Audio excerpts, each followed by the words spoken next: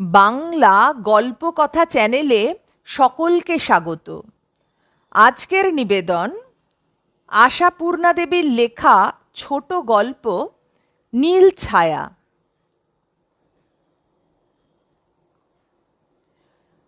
রিসিভারটা হাত থেকে পড়ে যেতে যেতে বেঁচে গেল। আর্তনাদ করে উঠল টুলু। হ্যাঁ, সে কি? কি বলছো কি? আর্তনাদের শব্দে টুলুর বর কান্তিকুমার ও ঘর থেকে ছুটে এলো। বলল, কি হলো? এমন চেঁচিয়ে উঠলে যে? কে ফোন করেছে? ছোটদা।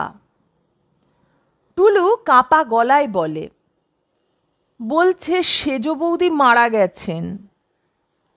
শুনে কান্তিকুমারও টুলুর মতোই আর্তনাদ করে উঠল। তার মানে? মানে বুঝতে পারছি না। ধরো তুমি, আমার মাথা ঘুরছে। রিসিভারটা বরের হাতে তুলে দিয়ে বিছানায় বসে পড়ল টুলু। কান্তিকুমারের একতরফা কথা থেকেই যেটুকু মানে বুঝতে পারা যায়, যাক, এক্ষুনি তো ছুটতে হবেই, পৌঁছতে হবেই অকুস্থলে।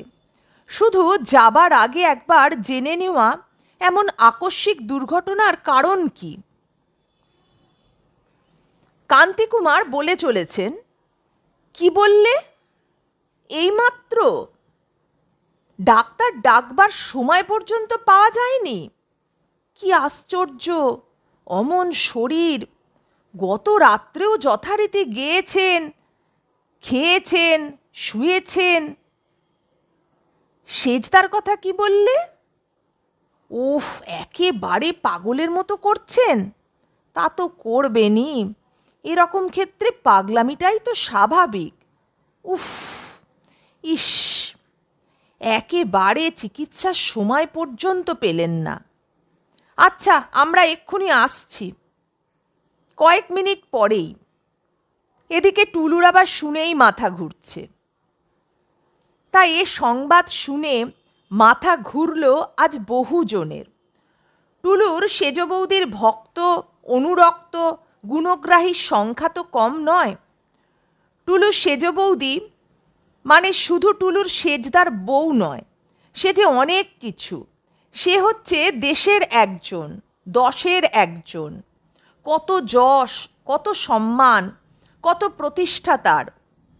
সুবিখ্যাত গায়িকা আহরিকা রাই তো টুলুর সেজ বৌদি, যার গানের নামে ছেলে বুড়ো সবাই পাগল। গতকাল সন্ধ্যাতেও যিনি রেডিওতে গান গেয়েছেন, তার সুধা কণ্ঠের মাধুরী ছড়িয়ে তার ভক্ত শ্রোতারা নির্দিষ্ট কালে রেডিওর চাবি খুলে নিষ্ঠার সঙ্গে শুনেছে সে গান। স্বপ্নেও ভাবেনি তারা হঠাৎ আজ সকালেই শুনতে হবে এই মর্মান্তিক সংবাদ। শুনতে হবে সেই সুধা কণ্ঠ চিরদিনের জন্য নীরব হয়ে গেছে। বিশ্বাস হতে চাইছে না কারো। টুলুর ছোটদা মৃত্যুর অব্যবহিত পর থেকেই ফোন করতে শুরু করেছিল আত্মীয় স্বজন, বন্ধু বান্ধবকে। কিন্তু ক্রমশ আর তার যন্ত্রের মধ্যস্থ আদান প্রদানটা মাত্র আত্মীয় বন্ধুর মধ্যেই সীমাবদ্ধ রইল না। এ খবর আগুনের মতো ছড়িয়ে পড়েছে কলকাতার সর্বত্র। তাই মুহুর্মুহু জবাব দিতে হচ্ছে টুলুর ছোটদাকে এ খবর সত্যি কিনা। সত্যি যদি তো কখন, কেন, কি অবস্থায়? উত্তর দিতে দিতে ভাষাটা মুখস্থ হয়ে গিয়েছে টুলুর ছোটদার। এই খানিকক্ষণ আগে, গতকালও গান গেয়েছেন, আজও যথারীতি সকালের চাটা খেয়েছেন। হঠাৎ বললেন শরীরটা খারাপ লাগছে। না, ডাক্তার ডাকবার সময় আর হলো কই? দুর্ভাগ্য। টুলুর ছোটদার কথাটা সত্যি, দুর্ভাগ্য বই কি। না হলে রায়বাড়ির সামনের ওই সরু রাস্তাটা ওই রকম বড় বড় গাড়িতে ভরে যায়? এই এত এত গাড়ি, সব কিছু আর টুলুর ছোটদাদের আত্মীয়বর্গের নয়। এসব টুলুর সেজ বৌদির ভক্তজনের। কেউ শুধু একবার শেষ দেখা দেখতে এসেছে, কেউ বা এসেছে সদ্য মৃতাকে মাল্য দান করতে। টুলুর সেজদা প্রথমটা পাগলের মতোই হয়ে উঠেছিলেন। এখনো চোখে মুখে চোয়ালের রেখায় অবিন্যস্ত চুলে উদ্ভ্রান্তের ভাব স্পষ্ট। তবু নিজেকে সামলে নিয়েছেন ভদ্রলোক। সামাল নিতে হয়েছে। আগন্তুকদের সঙ্গে ভদ্রতা রক্ষা করতে হবে তো। তাই ভিতরে ভিতরে ধৈর্যচ্যুতি ঘটলেও শান্ত মার্জিত নরম গলায় বলতে হচ্ছে তাকে, ঈশ্বরের বিধান, মাথা হেঁট করে মেনে নিতেই হবে। উপায় কি? আপনাদের ক্ষতির কাছে আমার ক্ষতিটা যেন ছোট হয়ে আসছে। ভিতর বাড়িতে মেয়ে মহল আছড়াচ্ছে তখনও। সেজ বউ নেই এ যেন কেউ চোখে দেখেও বিশ্বাস করতে পারছে না। এ বাড়ির মধ্যমণি হচ্ছে সেজ বউ, রূপে গুণে আলো করা, মধুর স্বভাব, হাসি খুশি, চঞ্চল, উজ্জ্বল। তার গুণ বর্ণনা করে করে ফুরোতে পারছে না এরা। এর সঙ্গে ভাবনা সেজদাকে নিয়ে। এরপর সেজদাকে কি আর বাঁচানো যাবে? সেজ বৌদি হারা সেজদা, এ যে ভাবাই যাচ্ছে না। বউ হেঁটে গেলে তার বুকে বাজে, বউ হাসলে তার মুখে আলো জ্বলে, বউ একটু গম্ভীর হলে তার চোখে ত্রিভুবন অন্ধকার। বউয়ের এই গান গান বাতিকে কতটুকুই বা পেতেন তিনি বউকে। নিত্যদিনই এখানে সেখানে জলসা, বিচিত্রানুষ্ঠান, তবু তাতেই ধন্য, তাতেই মুগ্ধ তিনি। তবু তো টুলুর বড়দি বলছিলেন গলা নামিয়ে, তবু দেখো স্বামী স্ত্রীর সম্বন্ধটা তো অনেক দিন থেকেই নেই, দুজনে দু ঘরে। আমাদের বরং একটু অসহ্য লাগতো, কিন্তু শিশিরকে এজন্য একটি দিন ক্ষুণ্ণ হতে দেখিনি। টুলুর মামাতো বোনেরা যারা কালে ভদ্রে এ বাড়িতে আসে, তারা চমকে উঠে উদ্গ্রীব হয়ে বলে, সে কি, কেন? টুলুর বড়দি আরও গলা নামালেও, শুনেছি সেজ বউয়ের গানের গুরুর নির্দেশ, ব্রহ্মচর্য না করলে। কেউ অস্ফুটে বলল, বাবা। কেউ অস্ফুটতর স্বরে বলল, শিশিরদাকে ধন্য বলতে হবে, মেনে নিয়েছিল এ কথা। টুলুর বড়দি চোখ গোল গোল করে বলে উঠেছিলেন, ও বাবা, তা আবার নেবে না? বউয়ের গানের উন্নতি করেই তো। টুলু থামিয়ে দিল, ও কথা থাক বড়দি, তুমি বরং ও ঘরে যাও, সেজ বৌদিকে সাজিয়ে দাওগে। আমি পারবো না টুলু। বড়দি কেঁদে ওঠেন। বিয়ের কোণেটিকে এনে বউ সাজিয়ে বসিয়েছিলাম আমি, আবার সাজ সাজাবো? তোরা যা। বললেন, তবু উঠেও গেলেন। জানেন তিনি না গেলে ঠিকমতো হবেও না। এ কাজ তাঁর একচেটে। আত্মীয় কুলের যেখানে যখন এ দুর্ঘটনা ঘটে, তিনি এ ভার নেন। শোকে মুহ্যমান হয়ে আছে বাড়ির নিচের তলায় পুরুষ আত্মীয়ের দলও।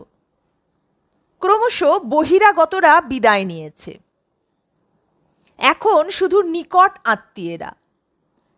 বাড়ির দু একজন ভাগ্নে আর জামাই গিয়েছে ফুল, মালা আর পালিশ করা খাট আনতে।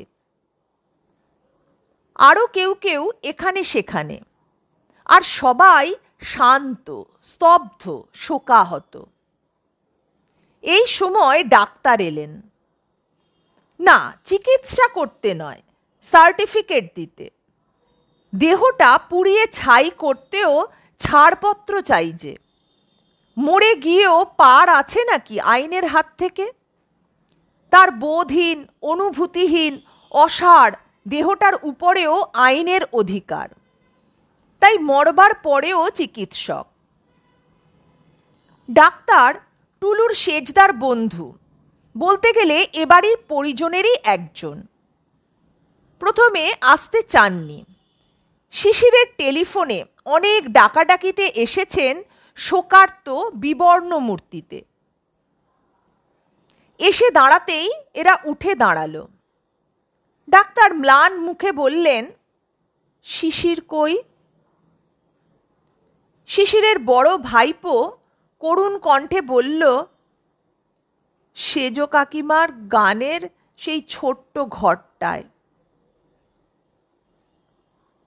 সকাল থেকে ক্রমাগত বাইরের লোকের সঙ্গে কথা বলতে বলতে খুব টায়ার্ড হয়ে পড়েছেন তো। ডাক্তার অস্ফুটে কি একটা বলে ধীরে ধীরে উঠে গেলেন সিঁড়ি দিয়ে। পরিচিত ঘরবাড়ি, অবারিত দ্বার। উঠে এসে একবার মৃতার ঘরের মধ্যে গিয়ে দাঁড়ালেন। নীল ছায়াচ্ছন্ন সুন্দরী শুয়ে আছে এখনো নিজের খাট বিছানায়। টুলুর বর্দির সাজানো পর্ব তখন সবে মিটেছে। নতুন শাড়ি আর সিঁদুর চন্দনের চাকচিক্যেও নীল আভাটা কি ঢাকা পড়েনি? নইলে ডাক্তার অমন শিউরে স্তব্ধ হয়ে গেলেন কেন? টুলুর বর্দি ডুকরে উঠলেন, ডাক্তার, এ কি হলো ভাই? ডাক্তার নীরবে একবার কপালে হাত ঠেকিয়ে বারান্দায় ও কোণে সেই ছোট্ট ঘরটায় এসে ঢুকলেন, সেজ বউয়ের সেই গানের ঘরে। একটা টেবিলের ধারে বসে রয়েছে শিশির। ডাক্তার ঘরে ঢুকেই দরজাটা ভেজিয়ে দিয়ে তার কাঁধটা ধরে ঝাঁকুনি দিয়ে চাপা গর্জনে বলে উঠলেন, কি করেছ কি তুমি, শয়তান পশু? টুলুর সেজদা একটু নড়ে চড়ে বসে পরিষ্কার গলায় বললেন, লিখে এনেছ? ডাক্তার ওর এই নিরুত্তাপ ভাব একটু সামলে নিয়ে মাথা নেড়ে বললেন, ডেড বডি না দেখে লিখব কি করে? ওফ, ওটা বুঝি আইন নয়? তোমরা ডাক্তাররা যে আবার সর্বদা আইন বাঁচিয়ে চলো। যাক, দেখা হয়েছে তো? না, হয়নি। ডাক্তার আবার উঠলেন, দেব না আমি সার্টিফিকেট, পুলিশে হ্যান্ড ওভার করবো তোমায়। শিশিরের মুখে অদ্ভুত একটা হাসি খেলে গেল। পাগল, তাই কখনো পারো? কাগজ আনোনি? এনেছ? লেখো, সহজ, স্বাভাবিক, নির্ভেজাল, সাধারণ মৃত্যু। ওই যে কি একটা আছে তোমাদের, মৃত্যুর কারণ বুঝতে না পারলেই যেটা বলো, হ্যাঁ, করোনারি থ্রম্বোসিস। ওটাই বসিয়ে দাও না, দেখতে শুনতে ভালো হবে। Shut up! চাপা রূঢ় কণ্ঠে ধমকে উঠলেন ডাক্তার। তোমাকে আমি ফাঁসি কাটে ঝোলাতে পারি, তা জানো? পারো, তা জানি। প্রায় শব্দ করে হেসে উঠল টুলুর সেজদা। আবার কিছুতেই পারো না, সেটাও জানি। চাল মারছ কেন? দাম চাও নাকি? চাও তো বলো, কত? 500, 1000? ডাক্তার ক্রুদ্ধ গর্জনে আর একবার ওর কাঁধটা ঝাঁকুনি দিয়ে বলে উঠলেন, শয়তানের কি একটা সীমা থাকবে না? কই আর থাকে? তুমি, রাগে হাঁপাতে থাকলেন ডাক্তার, তুমি একটা জঘন্য জানোয়ার। নিশ্চয়, হেসে উঠল শিশির, নইলে আর তোমার বন্ধু হই? নেবে না তাহলে টাকা? নিলেও পারতে। কিন্তু ডাক্তার, তুমি ডাক্তার হয়েও এই সায়েন্সের যুগে এমন কেয়ারলেস না হলেও পারতে। ডাক্তারের মুখটা হঠাৎ ভয়ানকভাবে ঝুলে পড়ল। রুদ্ধ কণ্ঠে বলে উঠলেন, এ কথার মানে কি বলতে চাইছো তুমি? কিছু না ব্রাদার, কিছু না। পত্নী বিয়োগে মাথা খারাপ হয়ে গিয়েছে, দু একটা ভুল বকছি, কিন্তু ও নিয়ে মন খারাপ করে আর দেরি করো না। কে বলতে পারে কোথাও কোনো শত্রু বসে আছে কি না, এখনই হয়তো পুলিশে খবর দিয়ে বসবে।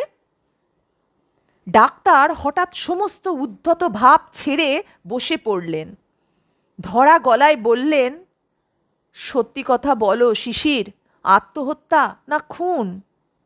পাগল! টুলুর সেজদা আরেকবার হেসে উঠলেন। তাই কখনো বলি আমি চিরজীবন একটা প্রশ্নের ছুরিতে ক্ষত বিক্ষত হতে থাকি, আর তুমি সব প্রশ্নের উত্তর পেয়ে গিয়ে নিশ্চিন্ত হবে? তাই কখনো হয়? মাথা হেঁট করে ধীরে ধীরে বেরিয়ে গেলেন ডাক্তার ঝোলা ঝোলা মুখে। আর সেই দিকে চেয়ে রইলেন সুবিখ্যাত গায়িকা আহরিকা রায়ের স্বামী শিশির রায়, অদ্ভুত কঠিন ব্যঙ্গ মিশ্রিত একটা তিক্ত হাসি ঠোঁটে নিয়ে। এ ব্যঙ্গ বুঝি শুধু ডাক্তার বন্ধুকেই নয়, ব্যঙ্গ সমাজকে, সভ্যতাকে, হয়তোবা নিজেকেও। আর পরলোকগতাকে? না, তার জন্য এখন আর ব্যঙ্গ নেই, বিদ্রূপ নেই, আগুন নেই, আছে এতটুকু একটু করুণা। এখন মনে হচ্ছে হয়তো এতটা না করলেও হতো, আরও মানিয়ে নিয়ে চলা যায় কি না তার পরীক্ষা দিলেও হতো। তারই বা বেশি দোষ কি? কজন শিল্পী আর জীবন শিল্পী হয়?